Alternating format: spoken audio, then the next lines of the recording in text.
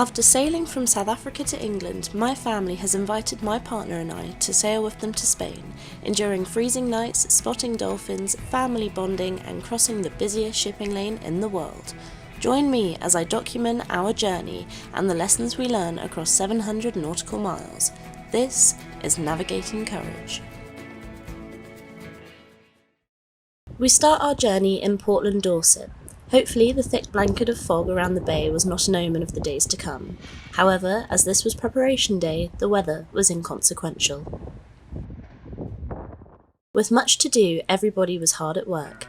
Jenny was finishing off the passage planning, very important for not getting lost when the horizon is nothing but water.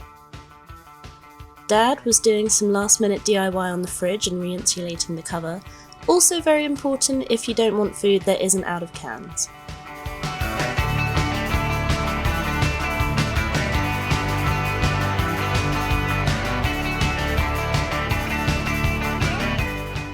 As George arrived, he brought our collective luggage, which shocked Dad so much he tried to hide.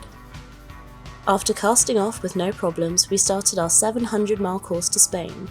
Once no longer in the bay, it was time to put up the sails. Get the Genoa up and put away. Fold, then we'll do the main. Once the main is up, unfold the Genoa, engine off, and there we go. Aye aye, Captain! Aye, matey. Eager to learn the ropes, it was George's job to hoist the foresail, also known as the Genoa, which turned out to be harder than he thought.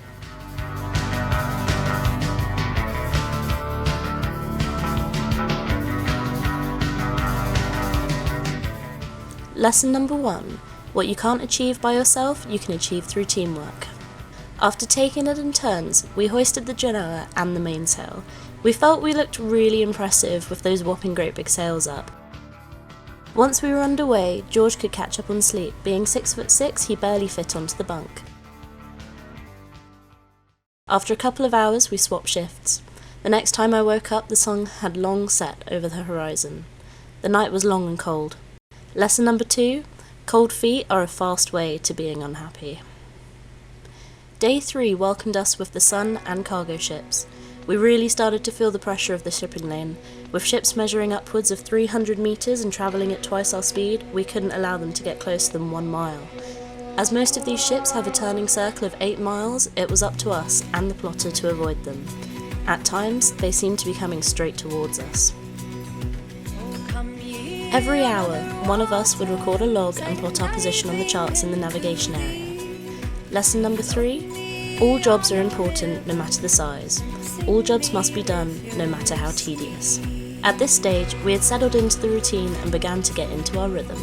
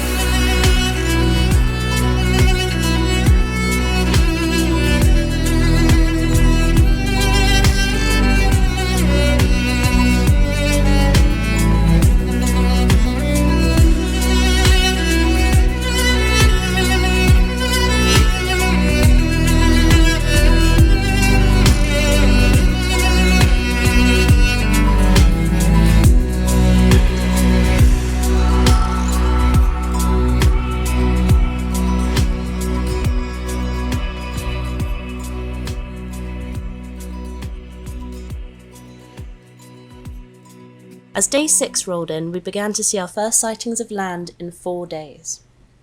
For the past 2 days, we'd been having to motorsail to safely avoid oncoming traffic. Our engine died at the start of day 6.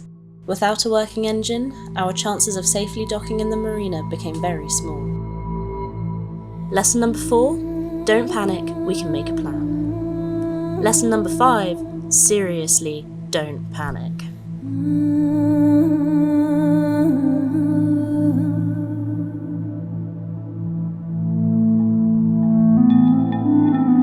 With everybody on high alert, we began to realise the port was very active. With tugboats, tankers and tourists on jet skis, our path became even trickier. Lesson number 6, if the plan doesn't work, call for help. An hour after radioing the Coast Guard, we were met by Sam and Carlos, who could tow us into the marina. Communication was a bit tricky as we didn't speak Spanish, nor they any English. As we got closer to the pontoon, the harbour master was there to meet us. As we threw the lines overboard, it was beginning to sink in that we had actually made it.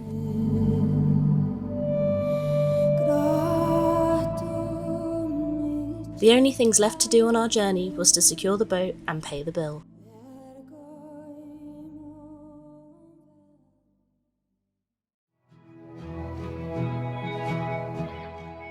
Sailing for 5 days with no showers wasn't easy, nor were the cold nights, little sleep, hairy moments and falling over.